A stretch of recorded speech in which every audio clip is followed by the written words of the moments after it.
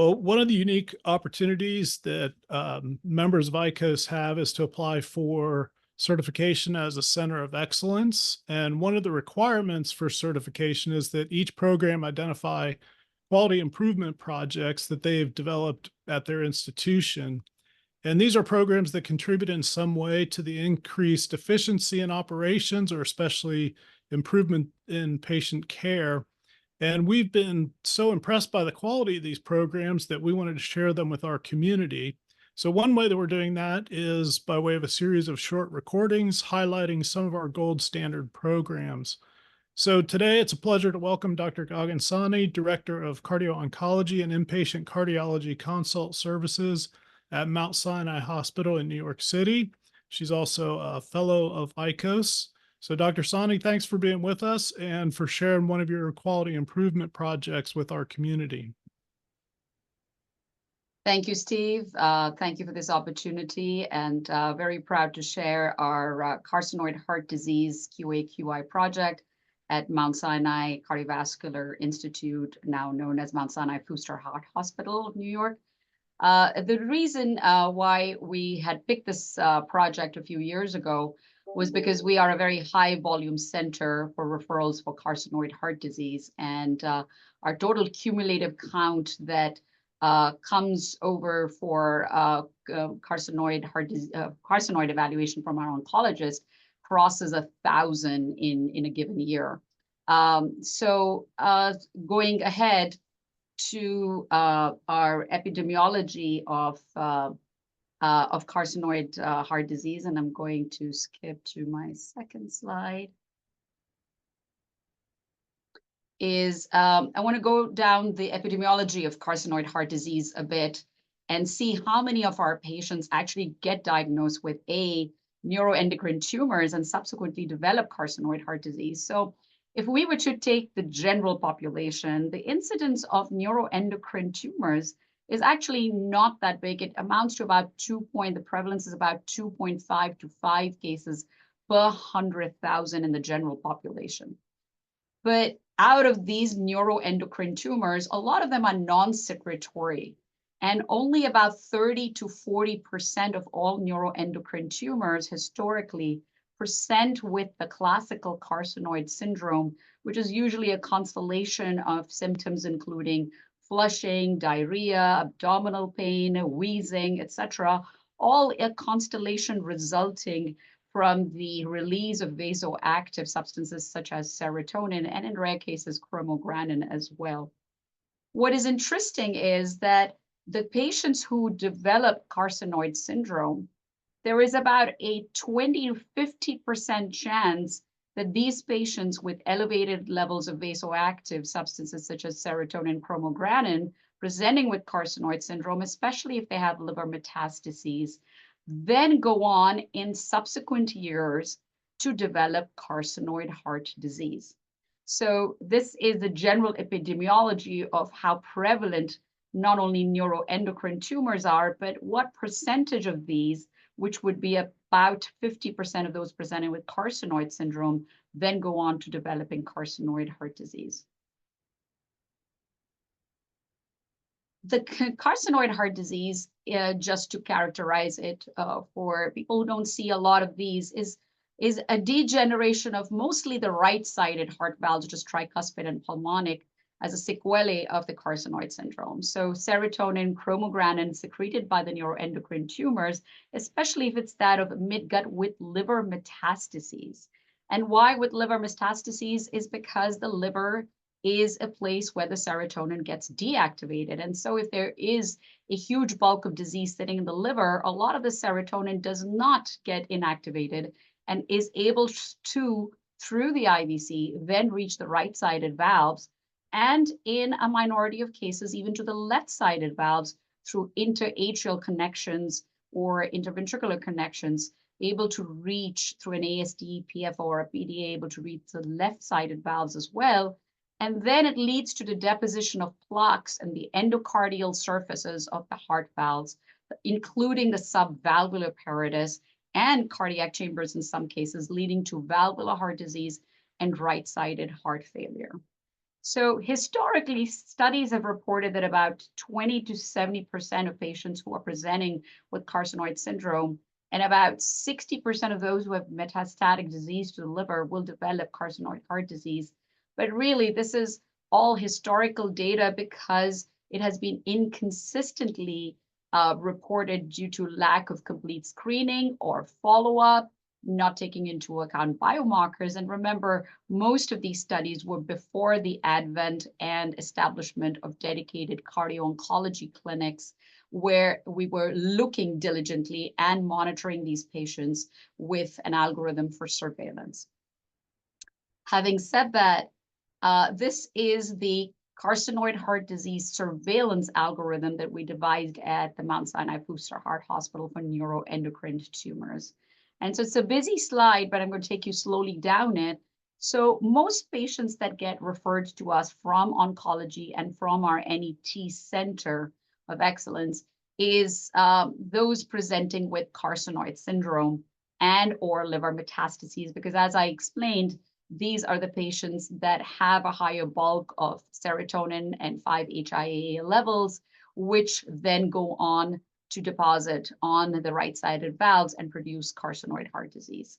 So these patients from the oncology teams then get referred to cardio-oncology mostly, though some of them have their private cardiologists either within or outside the center. And these patients, even on the day that they get referred to us, also get coordinated to get a baseline transthoracic echo with a bubble study at least once. And a bubble study is kind of essential so that we establish whether this interatrial, interventricular shunt is present, so that we know whether we are looking out for just the right-sided valves for carcinoid heart disease, or are we looking at the left-sided valves as well in future surveillance. And we also have baseline serum serotonin or 5-HIAA levels and cardiac biomarkers, which is mostly pro-BNP, which has now become standard of care at our institution, though in the past years we've been using BNP as well. Having said that, I will come later to how we expedite this, but the serum serotonin levels and the 5-HIA levels in pro-BNP are sent by the oncology team already. So this data is available to us in cardio-oncology on the day we see the patient for the first patient visit. So having had this information ready to us during our first cardio-oncology visit, we look for the classical signs of carcinoid heart disease on the TTE, which has been described very well in echo studies, such as in Bhattacharya et al., as well as in the ASC guidelines. And so if the TTE is showing possible signs of carcinoid heart disease or serum serotonin levels, and this is not total, but serum serotonin levels of greater than 500 nanograms per ml, or any of the cardiac biomarkers, including pro-BNP is greater than 260, or a BNP level of greater than 100 if the pro-BNP was not available, or they already come to us as established carcinoid heart disease from prior history, whether they are or not they've been prior diagnosed, or they've had some kind of valve surgery, or valve-in-valve surgery, or prosthetic heart valve dysfunction from prior history, then we see them, we expedite their visit, and we do a regular surveillance for monitoring their known carcinoid heart disease with a transthoracic echo and cardiac biomarkers at least every 6 months, and even every 3 months, depending on the severity of the disease. So the classic signs that we look for in echocardiographic signs of carcinoid heart disease are, of course, the thickening of the valve leaflets, the subvalvular apparatus, the decreased excursion of the leaflets, shortened chordae, retraction of the valve, and of course, the amount of regurgitation or stenosis that these valves go through, which can range anywhere from mild to severe. Similarly, extrapolating these findings onto the pulmonic valve and even the aortic and mitral if there happens to be an interatrial or interventricular shunt between the right and left side. Of course, there would be signs of right-sided heart failure, which would be dilated right atrium, dilated IVC, right ventricle being dilated with RV dysfunction, or we might get clues from elevated biomarkers, elevated troponin if they were available, though it's not part of the algorithm, or a PET scan or a gallium dotatate available from the oncological workup where it is lighting up in the myocardium, then we also look for signs of cardiac metastases in these patients, going beyond the valvular involvement of these patients. If the patients do not have a transthoracic echo showing any of these signs of carcinoid heart disease, and their serotonin as well as cardiac biomarkers are below the cutoffs, then these patients were monitored regularly on at least an annual basis with biomarkers as well as an annual transthoracic echo. Having said that, if any of the times during the oncological workup, if the serotonin levels started rising, even if they were normal at the beginning of the year, or the proBNP levels started increasing before below their baseline to a value of greater than 260, then these patients would then cross over to the left-hand side, and we would start monitoring them and seeing them in the clinic earlier. What will we do if we did detect carcinoid heart disease? These patients were seen on a 3 to 6 monthly basis in our clinic. And the referral algorithm for us would not just be seen by Cardio-Oncology, but also a multidisciplinary platform to refer them to the appropriate interventional teams as well. So we would properly start them on diuretics if a right valvular heart failure and RV dysfunction and right heart failure was present.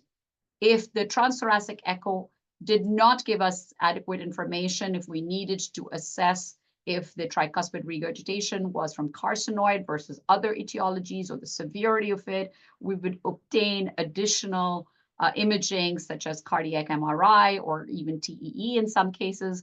We've had cases where people had portal hypertension, had severe TR and right-sided heart failure from non-carcinoid reasons, having a concomitant neuroendocrine tumor. So also to keep in mind red herrings. So if we do need additional imaging beyond transthoracic echo to establish whether the moderate to severe tricuspid regurgitation or pulmonic regurgitation was entirely due to a neuroendocrine tumor, we would obtain that additional imaging.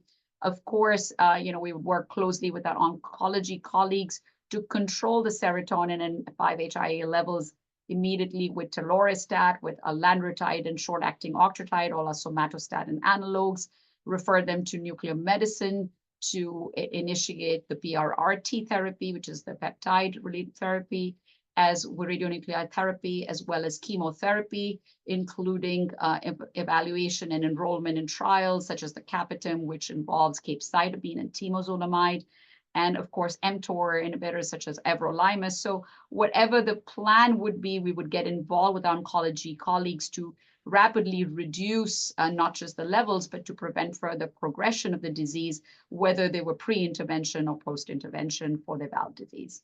Of course, oncosurgical intervention and tumor board occurs at the Mount Sinai on every Thursday, where we will also discuss interventions such as debulking surgery and hepatic embolization by interventional radiology. And if they did get to the point of severe valvular disease, which was attributed entirely to the neuroendocrine tumor, we would refer them early to cardiothoracic surgery for early surgical valve intervention. And if this was a prosthetic valve dysfunction that was occurring because of progressive NET, then we would refer them early to interventional cardiology for percutaneous valve-in-valve intervention. So the way the timeline of this pathway, this algorithm occurred was that in 2014, we established our cardio-oncology clinic at the Mount Sinai Cardiovascular Institute. And initially, before we were implementing this algorithm, there were barely 5 referrals that, I'd had for a neuroendocrine tumor, out of which 3 patients already came with an established carcinoid heart disease. But when we implemented this protocol for early referral screening, as well as a multidisciplinary tumor board and discussion for cytoreductive and reduction of 5-year and early referral to cardiology interventions, we garnered about 121 referrals to cardio-oncology for neuroendocrine tumors, out of which 25%, about 30 patients, manifested themselves to be having carcinoid heart disease. And even as I'm presenting this is old data, because as of now, there've been an additional 30 referrals that have not included in this presentation for the sake of showing you the burden of disease and epidemiology at just our one single center experience. The way the access to care for these neuroendocrine tumors was that we started off with education of our cardiology attendings, oncology, as well as cardiology nurse practitioners and physician providers, even if they were in the general community, for timely referrals. And there was one access number, which would be my email pretty much, and my office number for scheduling. And then I would have sort of a tree-like referral system for scheduling. And we would prefer an email versus just picking up the phone, just because I knew that I would answer that email and transfer it to the staff that was responsible for scheduling and arranging for labs as well as imaging, etc. And we could track it. We would have a paper trail, or rather a internet trail of when these patients were referred and how quickly they got to us. And cardiac biomarkers were already done with the labs that were being done in the routine oncology labs with our oncology colleagues, to avoid additional reasons of accessing these patients or subjecting them to venipunctures and multiple appointments, and so that the data would be available to us during our first index visit for each of these patients. And do keep in mind, these are carcinoid patients with frequent crises, and have had patients that would pretty much go into crisis if they had multiple venipunctures itself as well. So keeping that in mind as well.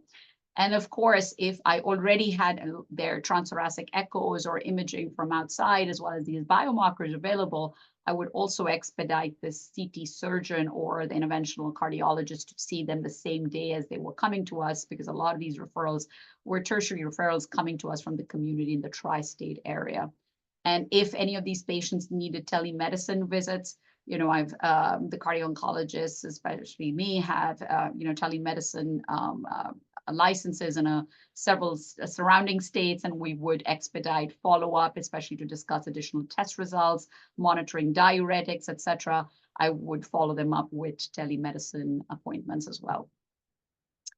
Having said that, this is our data of our QA/QI project, that of the 121 patients that were referred in this 5-year period of NET referrals. And keep in mind, this includes our doc years of COVID years, which is 2020 and 2021, where referrals were actually slowed. And despite that 2-year paucity of data, we actually garnered about 121 referrals that we were continuously monitoring for carcinoid heart disease, with about 75%, 91 of these patients had no echo or biomarker evidence of carcinoid heart disease. And out of the remaining 30 patients that had evidence of carcinoid heart disease, here was the breakup. So about 15% of these, which was about 18 out of the 30 patients, they continued to have regular carcinoid heart disease surveillance with biomarkers and echoes, which could be yearly or 6 monthly or even earlier, depending on how severe the disease was on imaging or their presentation. And the remaining, which were the remaining 12 patients, one of them was just a history of prior valve disease, which was stable, this light lime green.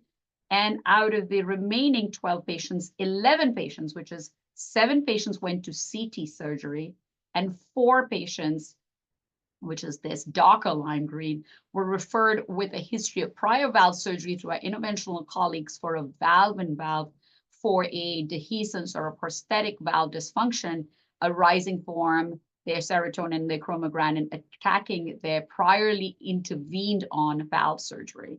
So we had about 11 out of the 30 going for some intervention, 1 being watched with prior valve intervention, and 18 with no intervention being watched closely with evidence of carcinoid heart disease. And this next slide is just a close-up of the 30 carcinoid heart disease patients that were either being watched, sent to surgery during the 5-year interval between 2018 to 2023, and those that went for valve-in-valve referral. And looking closely, just to give an idea of what these demographics of these baseline patients was, they were pretty well matched in terms of, whether they were having a carcinoid heart disease or not. They were about equally matched, about 1/3 of them were male, a majority of them being female.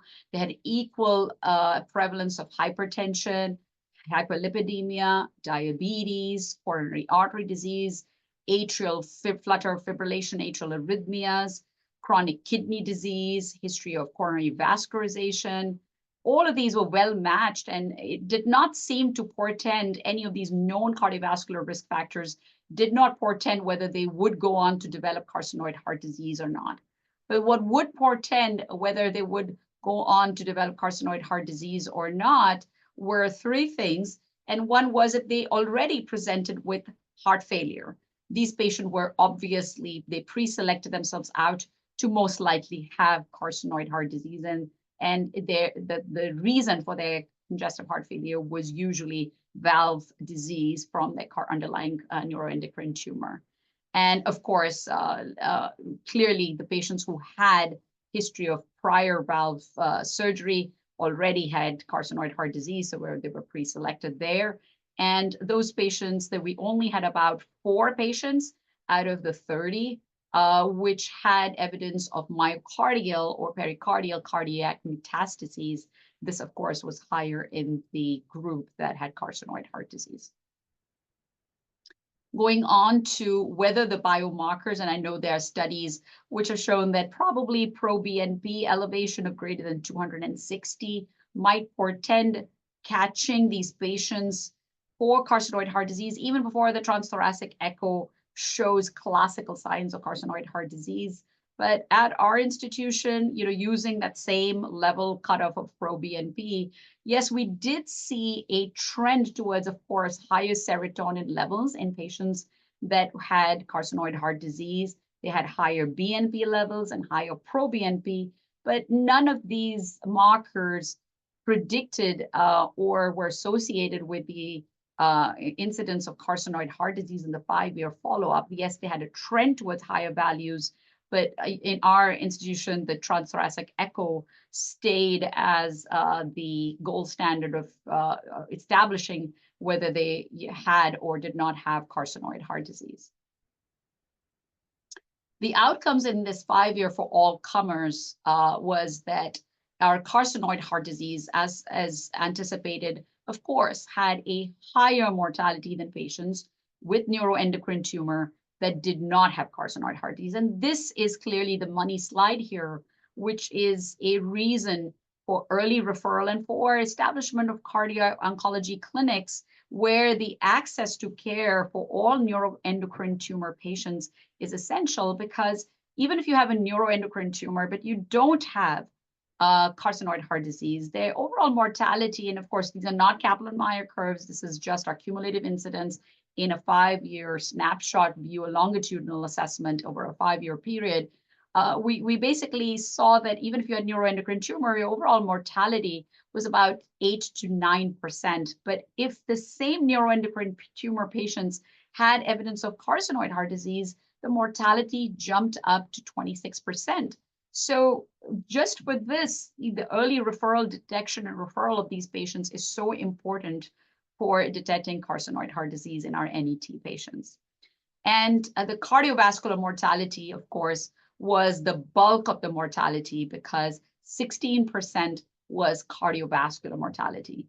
And if you did not have carcinoid heart disease, yes, their mortality was mostly cancer-related, but almost none of them, even if they have CAD, heart failure from other causes, etc., did not in this longitudinal 5-year follow-up have any cardiovascular mortality. So most of these patients were actually dying of their heart failure. And just to point that out in the asterisk, that even in the cardiovascular mortality, only one of these 11 patients that was referred to CTS and interventional had an operative death. So this cardiovascular mortality included a procedural mortality, one patient out of these 11 that had an intervention for carcinoid heart disease, which amounts to about a 9% procedural mortality.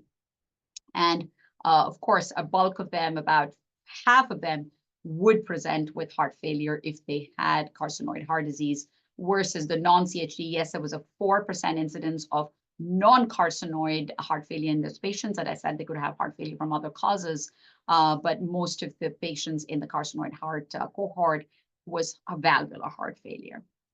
So the way we measured whether this carcinoid heart disease project, you look at metrics of any QA/QI project, and these are the 6 mainstays of any QA/QI project, looking at the measures that you employ, if those measures were having any outcomes data that made a difference to even institute these algorithms and QA/QI projects, and whether patients were satisfied with it, how we could ensure compliance, not just in terms of patients and patient satisfaction, but also people on the other side, the staff running it, as well as how sustainable such projects are.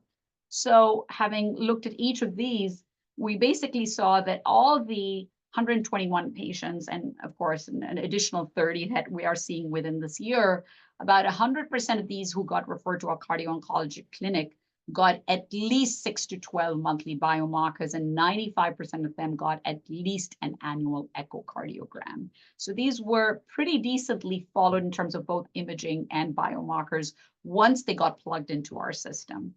The average wait time, because of the single down flow or trickle down of these appointments and follow-up, was the average wait time for a cardio-oncology appointment was less than 30 days if we did not know or did not have any biomarker or TT evidence that they had carcinoid heart disease. But if they came to us with pre-existing carcinoid heart disease, or there was imaging from a prior cardiologist or provider or elevated biomarkers, we would see them within 10 days. And if they needed intervention for moderate to severe valvular disease that had already been established according to our algorithm, the time to referral to CT surgery or valve and valve interventions, because remember, we coordinated visits sometimes within the same day, was less than 2 weeks. So we did see that by education, by instituting this algorithm, there was a 30-fold from 5 patients to 121 and counting, a 30 times increase in NET referrals to cardio-oncology and cardiac testing that grew exponentially with the implementation of our pathway. And the prevalence of closely watched NET patients with detection of carcinoid heart disease was similar to other contemporary studies. So as I showed you, it was about 30 out of the 121, which is a 25% prevalence. But interestingly, and remember, this is just an observational retrospective analysis of our QA project, we had a lower cardiovascular mortality in this 5-year on longitudinal follow-up of 16%, which traditionally, even in latest data from Duke and Mayo, has been as high as 30 to 35%. So a 5-year cardiovascular mortality of 16% and a much lower operative mortality also of 9%, likely because of closer surveillance, early referrals, cardiac interventions done in time, and more essentially because we're such a high volume operator working in a multidisciplinary setting. And, the patients clearly, because of the early referral, getting plugged into all their testing within a short duration span with lesser appointments, the likelihood of referral as per Press Ganey was, more than 98 percentile with overall rating of 4.9 out of 5 in our carcinoid patients. And our patient compliance measures we looked at are basically no-show rate for both testing as well as our clinical visits. And because of the same-day testing, as well as referral system that we had set up and the telemedicine option so that, they would follow up with testing and know their test results and be an optimized diuretics and, be taking their octreotide and their telorostat, et cetera. We had a less than 10% no-show rate. And of course, dot satisfaction, because it was guided through a single email chain where we could follow the flow of the referrals as well as scheduling. It ensured timely testing and scheduling. And of course, this ongoing implementation and referral schemata as part of the algorithm is ongoing. And within this year, we had about 121 patients for 5 years, and we already have 30 to 35 patients within this last 6-month period already that I haven't included in the graphs that I showed you. So just showing you the exponential rise and the ease of referral, as well as providing a standard of care and access to care to these patients. And with this, these are our budding cardio-oncologists. that helped me put up this data, and we're, keeping the algorithm open for our patients. And this is back to my favorite photo of me with the penguins in Antarctica. Thank you, Steve, for this opportunity, and for sharing and letting us share our QA career project in neuroendocrine tumors and carcinoid heart disease. Wonderful. Thank you so much, Dr. Sahni. Again, we appreciate the outstanding work you're doing, and of course, for taking the time to share it with our community. We really appreciate it. Thank you, Steve.